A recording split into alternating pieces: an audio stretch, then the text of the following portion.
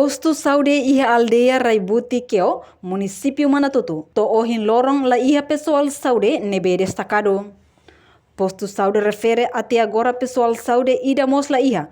Hodi for atendimento para paciente Sira, liu banhira precisa urgência. Deputada Cristina Rebelo, li Husi plenária Parlamento Nacional, terça-feira né, Husi ba governo através do Ministério da Saúde, a toma atenção para a situação idane. Ia levar 72 chefes de família. A população da Rabutiqueu na raça é 493. Rabutiqueu na ideia que posto de saúde nem reta acesso ao nosso população, se aldeia Boa, aldeia Maluro, aldeia Labite, ou aldeia Mobile. Infelizmente, ia levar daí atendimento público de Fobacira. Daí a doutorina, daí o funcionário do Ministério da Saúde, daí a muito que teve vacina.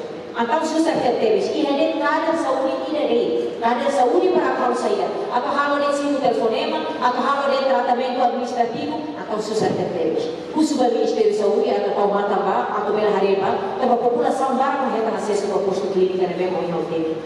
Enquanto ter política Ministério da Saúde katak, husitina rihurua ronolo, totina rihurua tolonolo, com a colocação profissional saúde ida, ba cada posto saúde não precisa completa número enfermeiro rua, no parteira rua, inclui médico ida, no farmacista ida.